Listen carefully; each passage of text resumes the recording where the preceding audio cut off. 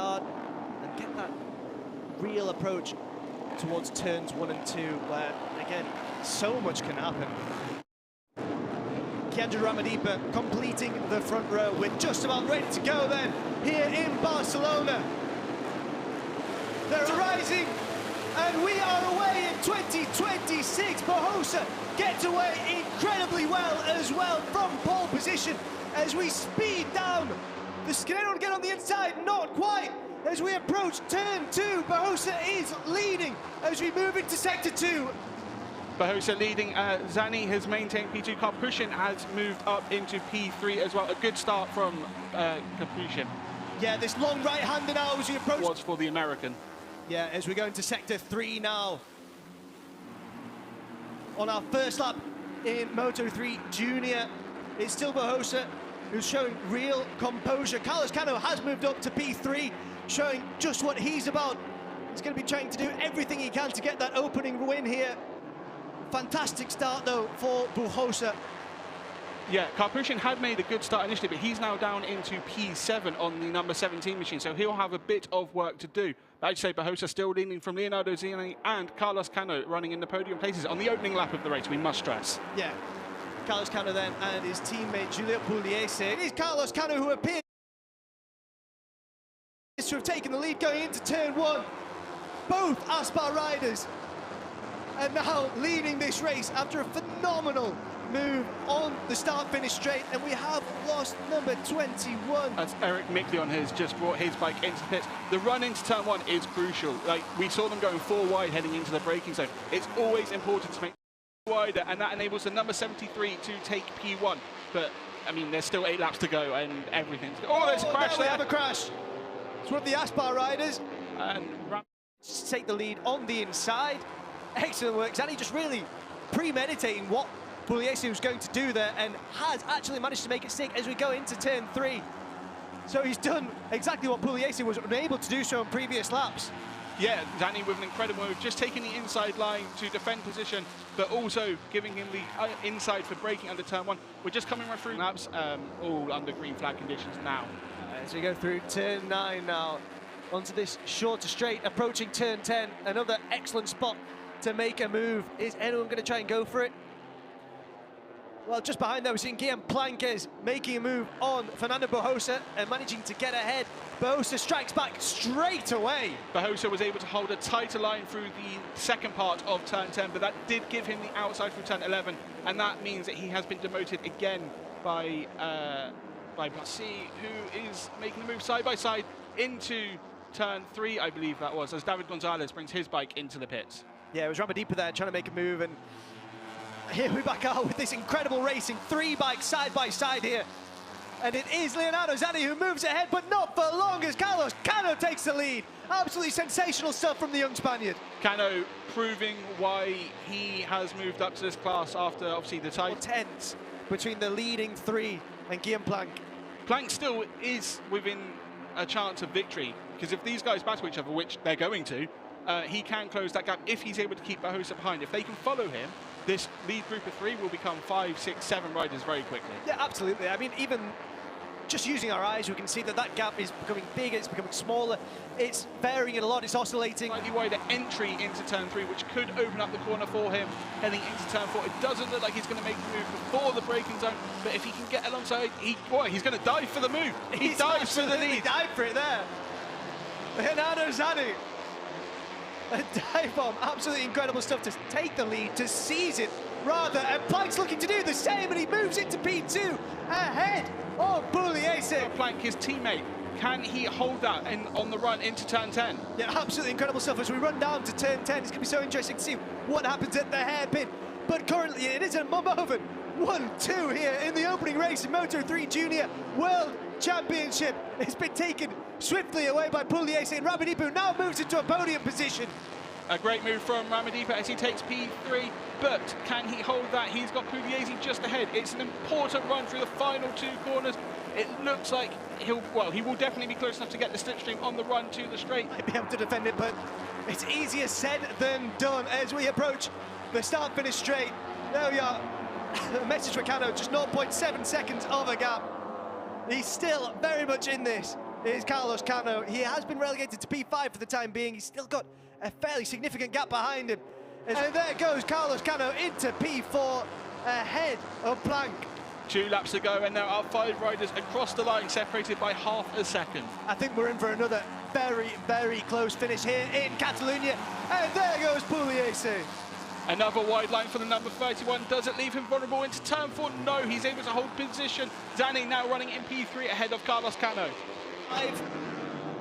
Everyone just taking that with a little bit of calm. Ramadipa looking back there just to see where everyone else is.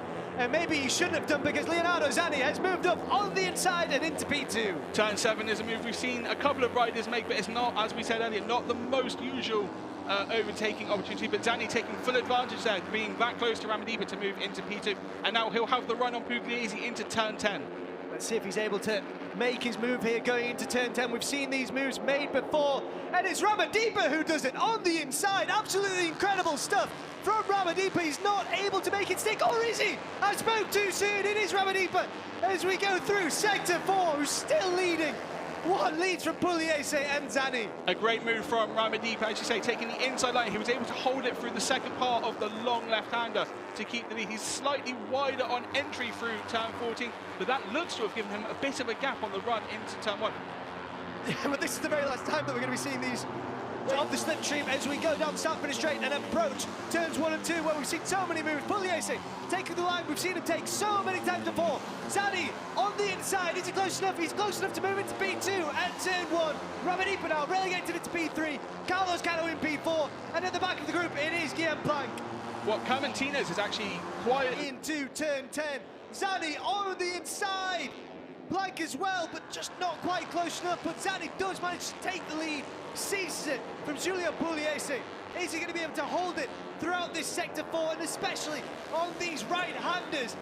We're going through turn 13 now. We've got just 1 turn to go. Leonardo Zanni takes the lead for the time being, but that could change the finish line. Zanni is currently ahead, but that could change. That was so close. It is Leonardo Zanni from Pugliese and Carlos Cano who manages to take P3. Live Trans 7, balapan MotoGP Italia 2026, Marc Marquez percepat pemulihan, bakal comeback di Mugello. I've seen a lot of change, been through a lot of pain. Some things are not the same as they were a year ago, but all be... Live Trans 7, balapan MotoGP Italia 2026, Marc Marquez percepat pemulihan, bakal comeback di Mugello. Kejuaraan dunia MotoGP 2026 seri ke-7 akan berlangsung di Italia. Seri ke-7 MotoGP 2026 bertajuk MotoGP Italia 2026 akan berlangsung di sirkuit Mugello, Italia. MotoGP Italia 2026 akan digelar di Autodromo Internazionale del Mugello tanggal 29 sampai tanggal 31 Mei tahun 2026, atau 2 pekan setelah MotoGP Catalunya. Menjelang MotoGP Italia 2026, pemulihan pebalap Ducati Marc Marquez terus berjalan dengan baik.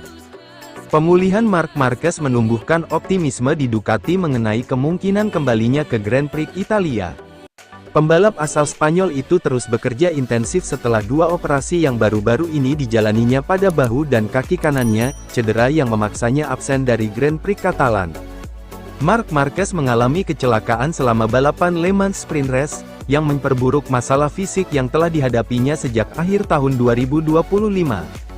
Selain patah tulang metatarsal kelima di kaki kanannya, pembalap tersebut memutuskan untuk mempercepat operasi bahu yang sebelumnya dijadwalkan, di mana sekrup yang memengaruhi saraf radial juga diangkat.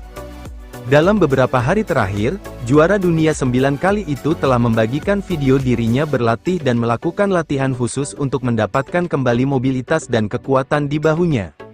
Menurut berbagai laporan seperti dikutip dari motosan.es, termasuk yang diterbitkan oleh pembalap itu sendiri, sensasinya positif, dan dia telah membuat kemajuan signifikan dalam rehabilitasi fisiknya. Ducati tetap berhati-hati, meskipun mereka mengakui bahwa perkembangannya cukup baik.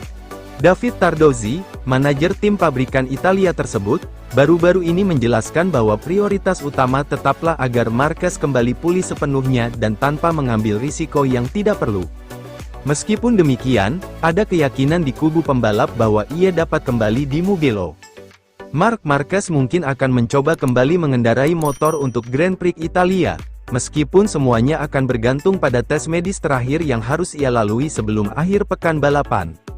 Pembalap Spanyol itu telah menunjukkan tanda-tanda positif selama beberapa bulan pertama musim ini, ketika ia menyatakan bahwa ia mendapatkan kembali gerakan yang beberapa minggu sebelumnya tidak mungkin, terutama dalam sesi latihan berturut-turut.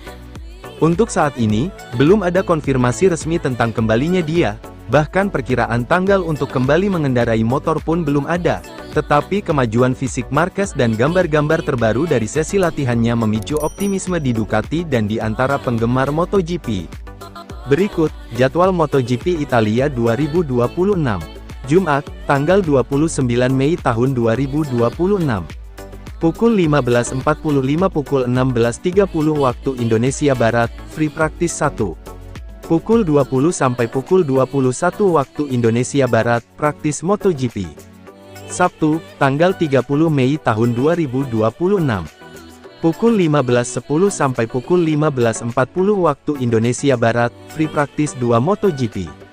Pukul 15.50 sampai pukul 16.05 waktu Indonesia Barat, Kualifikasi 1 MotoGP. Pukul 16.15 sampai pukul 16.30 waktu Indonesia Barat, Kualifikasi 2 MotoGP. Pukul 20 waktu Indonesia Barat, Sprint Race MotoGP, 11 laps. Minggu, tanggal 31 Mei tahun 2026. Pukul 19 waktu Indonesia Barat, balapan MotoGP, 23 laps.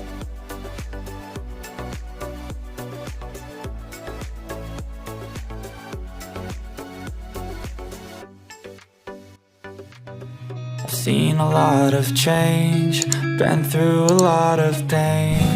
Some things are not the same as they were a year ago, but all will be